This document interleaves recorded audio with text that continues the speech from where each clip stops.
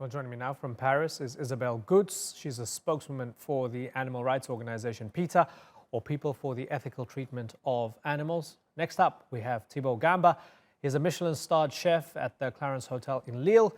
And completing our panel from Lausanne in Switzerland is Pia Shazar. She's a campaigner with Pia, an organization that wants equality for all species. I thank you all for joining us on the Newsmakers. Thibaut Gamba, let me start with you. As a chef, as somebody involved in the meat industry, do you truly believe that butchers and people in your industry need police protection from vegans? To be honest, I don't know. I heard about stuff happened here in Lille. Some group of people attack some butcheries, attack the shops. After, I'm not living with them, to be honest, and I don't know if they really need protection. The thing I know is this group of people, of course, cross the line, and it's not normal to do that. Okay, Isabella, are we seeing a form of extremism emerging within the anti-meat community? I don't think so. I think this statement is going a little bit too far. I think it's clear that veganism is a movement that's been growing stronger in France and all across the world in the past few years, thanks to the social media who have been great to share the information about how your meat and how your milk is produced. So people cannot ignore it anymore. And so it's rising. It's just a normal thing. It's evolution. Now, we do not support any type of vandalism indeed, but we do understand the rage of people who are witnessing all the suffering of these animals crammed into tiny, filthy cages, and who are the individuals who actually need protection. Right, that's interesting. So before I go to Pia, and Pia, I'm not deliberately avoiding you, I just want a response from Thibaut here. Thibaut, do you understand and accept that when people are putting out documentaries, for example, on the treatment of cows or chickens or whatever it is, a lot of that is absolutely factual, and the industry is horrible in its treatment of a lot of these animals. Whether you eat meat or not, it's an indisputable fact. Of course, I understand. After you have bad stuff going on everywhere. I know we use local farmers which respect the animals. They are bring up into a field, into forest. Or pig producer, for example, you have some pigs just bring up in the huge field into the forest. They just eat grass, corn, and organic cereals. And I mean, I visit him every month basically, and I know he respects his animal. He works hard for them,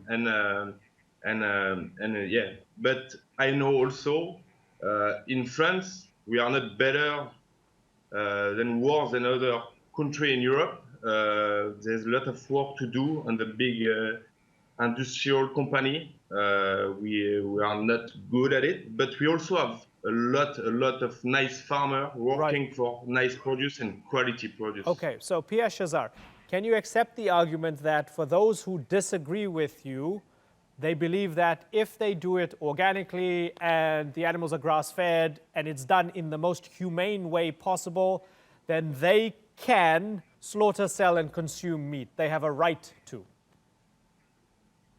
No, I actually think that there is actually no just way to exploit or kill an animal who wants to live. So I don't see how you can justify to kill an animal. Actually, we live nowadays in a society who can live without animal suffering, who can live without animal exploitation. So there is no reason nowadays to exploit animals, and we should really try to progress to a more moral society, actually, for the animals. Isabella, for those who say it's part of our culture, more than 80% of our meals involve some form of meat. Why are you trying to fiddle with our culture? What would your response be? Well, let's not forget that we are talking about individuals who are able to feel pain and fear just like we can. And these individuals that we have chosen deliberately to use and abuse, they haven't chosen to be there for our trivial interests. So, of course, those are habits, and, civilization means evolution. So we need to change our habits. We used to have different habits at an earlier age, and we have progressed, and that's what progress is. So now we live in a world where we can totally, we actually can be in better shape. We can protect the environment, and we can protect every being by not exploiting animals. Right, Isabelle. You have to know something else. Yes. There's go a ahead, high rate of. There's a high rate of. Sorry. There's a high rate of depression and nervous breakdowns and suicides in the agriculture area, and so we just want everyone to be happy.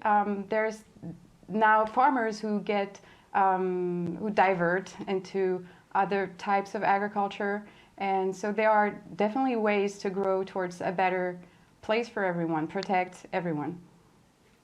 Thibaut, are you willing to listen to the other side? Are you willing to hear them out, where they say, well, just because this might be a part of our culture, it doesn't mean it's a law of nature. We need to evolve. These animals are suffering. Perhaps we need to change our ways. I do understand, but when I visit my farmers, to be honest, I don't see the animals suffering. I don't see they are well treated, and I mean it's really part of our culture, especially in France. Since I'm 16 years old, I work in fine dining restaurant, and my chefs teach me how to respect the food and to choose the nice food. We can always find nice food, and it's very important for us. I mean, I have a lot of fun to cook for vegan in my restaurant, and I'm happy to cook for them, and I respect completely 100% what they think. But it's really important for them to understand it's also part of our culture. I'm not saying about big food industry where you have 1,000 and 1,000 animals in a tiny farm. I'm talking about people who respect the animals, who actually love the animals, and it's important for us to serve fish and meat. After, of course, everybody needs to eat less meat. This is why in my restaurant, 90% of the menu it's about fish and vegetable, but for us, it's very, very important to be able to serve meat to our guests. Pia, can the two coexist side by side, meat eaters and non-meat eaters, or is there absolutely no way this can happen? I'm not sure it's. I don't see any problem to coexist now. It's what we are doing right now.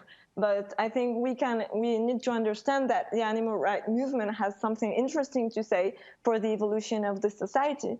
And I can understand that this is a matter of culture, and I think that of course, we won't change anything like tomorrow, and it's something that will take decades.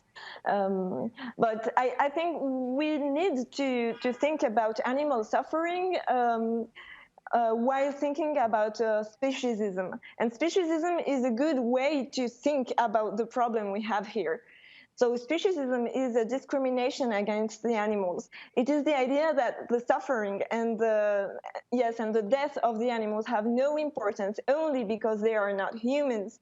It is the belief that animals can be exploited and killed with no other justification saying that they are different from us. So there is a big problem here with this idea because there is no logic and no justice in this belief. Animals do suffer just like us when they are exploited, and so where is the justification to that? There is no need to eat meat nowadays. So if we can live without hurting or killing animals, why wouldn't we do that? It would be like the best thing to do, I think. Yeah, Pia, for those who take it a step further and say that I need to issue death threats against butchers in Paris or deface their butchery or smear it with fake blood, is that the right way to go? Yeah, I saw that a lot of journalists were talking about this these last days, but I think it's a bit exaggerated to talk that much about this because it's quite a marginal. Those are quite marginal attacks. While the rank of the movement works with complex campaigns aimed at making animal suffering visible. So I think, like for example. Those days we saw that the butchers asked for police protection, and I think this is rather a way to avoid the subject and avoiding talking about the problem of animal suffering. So it's not the butchers who need protection right now, but the animals. Right, Thibaut, and for moreover, those... the butchers complain that activists are throwing fake blood. Right, right. Yeah, I want to bring in Thibaut for a response here, because Thibaut, for those who say that this is a form of vegan terrorism, is that going too far? Is that an overreaction? They haven't killed anybody. Yeah, it's going a bit too far. I perfectly understand what everybody is saying. I mean, once again, I'm from the countryside, and I have many of my friends are farmers and my age actually. They wake up every single morning at 6 o'clock to go give nice food to the cow, and they work hard to make those cow happy, basically. And I'm not very agree about the animals are not suffering. Of course, you can find farm where it's horrible, and I perfectly agree with that. Sure. They can suffer But I mean, a lot. Thibaut, I mean, I'm a meat eater as well, right? The argument the others use, which is a fair one, is that even if you're not torturing the animal, or even if they're not suffering, you're still killing them and eating them in the end, and that's their problem with it, right? Of course. Me personally, it's gonna sound horrible maybe, but I don't have any problem with killing animals. I mean, I serve since centuries and centuries. We are killing animals. It's like that, and honestly, we need to eat fish, and it's part of the culture. My job it's around serving fish, serving meat, and serving vegetable as well. But I mean, it's people working and giving knowledge to the young guy, and it's just about the culture. I think to me, I'm not shocked about killing animals when they spend a good life in a nice farm. Isabella, you're shaking your head in disagreement.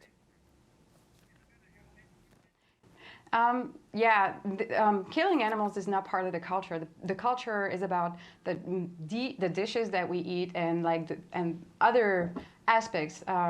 But we can still have those meals with alternatives to meat.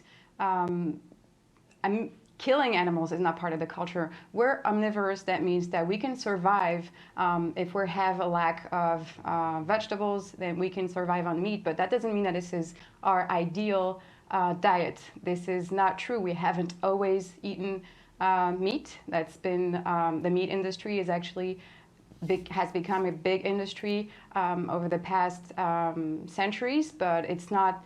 It's something that we have. Done, but it's not something that we need. So it's not a physiological thing. And I don't think that culture needs to be defined by killing animals at all. Okay. Let me give the final word to Pia. Pia Shazar, we're running out of time. One final contribution from you, please, ma'am.